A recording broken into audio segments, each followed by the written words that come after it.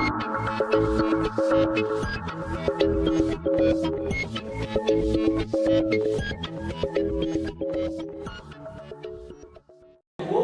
न्यायपूर्ण है। दूसरी बात आप कहते हैं कि राज्य की बात करते हैं ना, राज्य की वैधता, अगर आप कहते हैं कि राज्य की प्रक्रिया गलत है तो कहीं ना कहीं आप राज्य की वैधता पर, कानूनी तार्किकता पर प्रश्न चिन्ह उठा रहे हैं। दूसरी बात, आप राज्य की बहुत वकालत कर रहे थे। मैं आपको बता दूं कि राज्य का जो समझौतावादी सिद्धांत है उसमें जिस व्यक्ति की मृत्यु हुई है, अगर किसी व्यक्ति ने मारा है उसको, वो भी उस समझौते में उतना ही भागीदार है जितना अपराध करने वाला व्यक्ति है। तो राज्य की यह जिम्मेदारी है कि जिस अपराधी प्रवृत्ति के व्यक्ति ने उस व्यक्ति के अधिकार का हनन किया है, तो अगर वो उस अपराधी प्रवृत्ति के व्यक्ति को मौत की सजा नहीं देगा तो ये समझौतावादी न्याय का ही, समझौतावादी सिद्धांत का ही उल्लंघन होगा, क्योंकि आप उस व्यक्ति को छोड़ रहे हैं या फिर उस व्यक्ति को कोठरी में डाल रहे हैं जिसने की एक मानव का एक व्यक्ति का जो कि समझौतावादी सिद्धांत में शामिल है उसका हनन करने के लिए आप छोड़ रहे हैं। दूसरी बात, आप कह रहे हैं बदला लेने की बात, आप एक कोठरी में डाल देंगे, उसको प्रताड़ित करेंगे, इससे ज्यादा बदला लेने की बात क्या होगी? आप उसको जो, और वो व्यक्ति कुंठित नहीं होगा। और एक बात मैं बताना चाहूंगा कि चाणक्य जो कि इस देश के आपने भारतीय समाज का सृजन बनाया, तो चाणक्य इस देश के बहुत बड़े जो विद्वान है उन्होंने कहा है दुष्टों के बारे में कि दुर्जनस्य सर्पश्वरम ना दुर्जना सर्पे दशंति काला दुर्जनस्तु पदे पदे, अर्थात जो व्यक्ति दुष्ट प्रवृत्ति का है वो हमेशा आपको डसता रहेगा, हमेशा आपको कष्ट पहुंचाता रहेगा, जबकि अगर आप सांप को छूते हैं तो वो केवल अपने प्राणों पर संकट आने पर ही डसता है। इसलिए हमें सांप को चुनना चाहिए, ना कि दुर्जन व्यक्ति को। और मौत की सजा उसी व्यक्ति को मिल जाती है जो कि जघन्य से जघन्यतम अपराध में। आगे की बात मेरे साथी कुछ तथ्य की बात करते हैं और उससे पहले हम बात करते हैं कि जो धनंजय चटर्जी जी का केस था उसमें एस आनंद ने क्या कहा, उन्होंने साफ कहा कि न्याय की मांग करता है कि न्यायालय ऐसी सजा दे जिससे जनहीना परिलक्षित हो। इसका मतलब ये कि जब हम कोई सजा देते हैं तो उस सजा का एक सिद्धांत होता है, सजा का एक ध्येय होता है, और वो ध्येय ये होता है कि समाज में एक संदेश जाए और वो एक कठोर संदेश हो ताकि लोग आगे से ऐसे अपराध, ऐसे जघन्यतम अपराध ना करें। और समझने वाली बात ये है कि जो न्याय का जो सिद्धांत है, जो न्याय की अवधारणा है, वो क्या है? हमारे जो पक्ष के वक्ता लोग हैं वो लोग ये आके कह रहे हैं कि जो भावना है वो आहत हो जाएगी, भावनाओं का क्या होगा? तो सबसे बड़ी बात ये है कि जब जघन्यतम अपराध होता है, जब जघन्य से जघन्यतम अपराध होता है तो निवारण की भूमिका ज्यादा आती है बजाय संशोधन की, क्योंकि जो संशोधन का स्कोप होता है या जो संभावना होती है वो रहती है।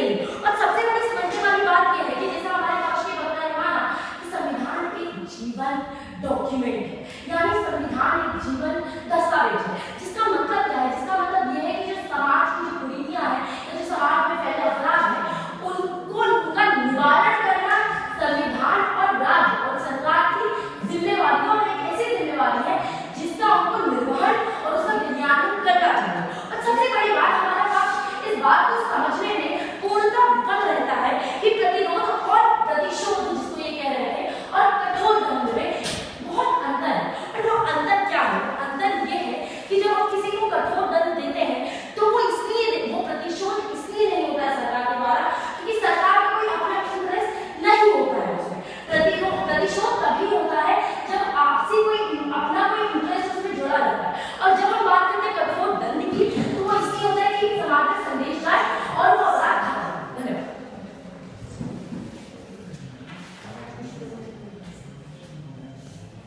का निर्माण सभी व्यक्ति समझौतावादी सिद्धांत से हुआ है? ऐसा नहीं, राज्य का निर्माण व्यक्तियों के अपनी अंतर्निहित भावना से हुआ है। मतलब समझौता नहीं समझौता, ठीक है। मतलब अगर एक राज्य में सभी व्यक्ति रहे तो राज्य की जिम्मेदारी सभी के अधिकारों की सुरक्षा करना, अधिकारों की सुरक्षा करना और सुधारना, जनकल्याण के लिए लोकतांत्रिक। ठीक है। अगर एक व्यक्ति के परिवार में से किसी एक व्यक्ति पर किसी दूसरे व्यक्ति ने घोरतम अपराध किया है तो क्या उस व्यक्ति, तो प्रश्न है कि सभी व्यक्ति टैक्स देते हैं राज्य को? कुछ देते हैं, कुछ नहीं देते, और इनकम के हिसाब से है। आप टैक्स देते हैं? जी नहीं देते। आपकी जानकारी के लिए बता दूं, आप कोई भी बाजार से सामान खरीदते हैं आप टैक्स देते हैं, आप टैक्स का विषय है। हाँ ठीक है, विषय ये है कि जब एक परिवार का सदस्य किसी अपराध का शिकार होता है तो उसका परिवार का सदस्य भी टैक्स राज्य को देता है, अगर हम नहीं चाहते कि वो टैक्स का इस्तेमाल उस अपराधी को पालने में लगाया जाए जिसने हमारे परिवार के सदस्य नहीं। प्रश्न उत्तर दीजिए। मेरा आपसे उत्तर है, आपने कहा वो राज्य को टैक्स देता है, परंतु जब घोटाले होते हैं, भ्रष्टाचार होता है, वो टैक्स भी तो राज्य का उस राज्य की तरफ से अलग इस्तेमाल में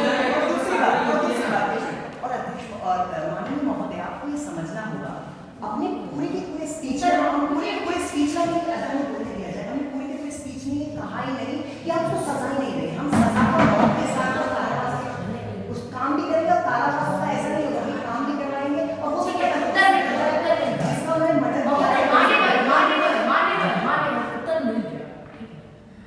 आपकी टीम से आपकी दल से सवाल है कि आप बार बार मूल्य की बात कर रहे थे, कोई ऐसी व्यवस्था है जो मूल्य जैसे आत्मग्लानि और परिवर्तन को मापे, कोई ऐसी व्यवस्था तो मतलब कि अगर कोई अपराधी ने कोई अपराध किया है तो आप किस व्यवस्था, किस प्रक्रिया के तहत उसके आत्मग्लानि करवाएंगे? जब आप उम्र नहीं, जब आप कह रहे हैं उम्र कैद की बात कह रही है ना कि वो आत्मग्लानि होगी, ये होगी, और आपने भी कहा तो वो जो ग्लानि है उसको नापने का, उसको मापने का मापदंड आपका क्या होगा और आपको कैसे पता चलेगा कि वो नाटक नहीं कर रहा? और क्या आप गारंटी दे सकते हैं उस व्यक्ति की? आपसे एक बात बताना चाहते हैं, पहली बार वक्तव्य के हिसाब से यहाँ पर चर्चा नहीं हुई थी, जो आपने बात करी है उस चीज की, फिर भी आत्मग्लानि किसी भी अपराध को नापने की कोई भी तर्जीह बनाई नहीं गई। एक चीज बता दूं, अगर कोई मनुष्य है, एक कुत्ते के ऊपर भी अगर कोई इंसान वार करता है और एक कुत्ते को मार दिया जाता है और एक इंसान को मार दिया जाता है तो बात बराबर होती है। जब एक इंसान कुत्ते को मार देता है तो उसको नापा नहीं जाता, उसको फांसी नहीं दी जाती, पर आप जब किसी मनुष्य को मार देते हैं तो फांसी दी जाती है। इसी प्रकार से आत्मग्लानि की नापने की कोई तर्जनी नहीं है, पर आत्मग्लानि से मानव का उत्थान होता है, और उत्थान हम ये मानते हैं कि मानव रहता है, मानव श्रम, ह्यूमन रिसोर्स से आप बोलते हैं जो श्रम है, हम उसके उत्थान के बारे में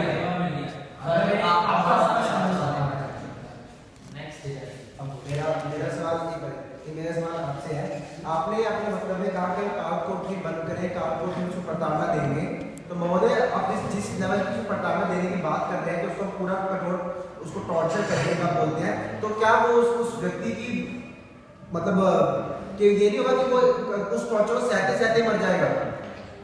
अध्यक्ष महोदय, हमने कहीं पर प्रताड़ना की बात नहीं की, काल कोर्ट की बात नहीं की, जेल की बात की है जहाँ पर उसे कैदी के रूप में लेकर आया जाएगा, और इसके साथ ही उसे सिर्फ रोटी, मुफ्त की रोटी नहीं दी जाएगी, उससे बहुत ही काम करवाया जाएगा और उसे अपराधी की तरह रखा जाएगा, ताकि जब जिंदगी में अपने परिवार से दूर, बाकी दुनिया से दूर वो अलग रहेगा, सारा दिन काम करना पड़ेगा, अफसरों की उसे गालियां खानी पड़ेगी और काम करना पड़ेगा, तो उसमें आत्मग्लानि आएगी कि मैंने अपनी स्वतंत्रता का खुद ही अपने पैर पर खुद ही चुरानी मारी है। तो ये मौत की सजा से बहुत अच्छा होगा, जिससे कल वो सुधर सकता है, अच्छा बन सकता है।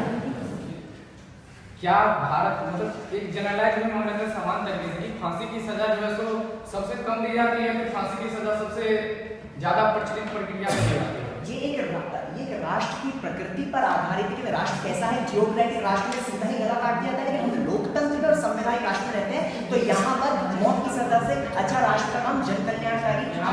सदन में बैठ कर बात कर रहे हैं, हम लोग लोकतांत्रिक भारत सरकार के सदन में बैठ कर मतलब लोकतांत्रिक सरकार जो होती है उसमें जो है सो मतलब की जो है सो सजा दी जाती है, वो एक तय प्रक्रिया से महोदय आप जब उस बात काल कोर्ट की वाली बात पे जो आप उसको रोज प्रताड़ित करेंगे, रोज को जो गालियां खानी पड़ेगी, जो उसको टॉर्चर करना पड़ेगा, क्या ये उसकी अपनी जो अपनी अस्मिता पर उसकी खतरा नहीं होगा, उसकी जो उसको आत्मग्लानि जो करवाया जा रहा है उसकी डिग्री पे खतरा नहीं होगा? खतरा होगा तभी तो वो सुधरेगा, यही तो हमारा उद्देश्य है।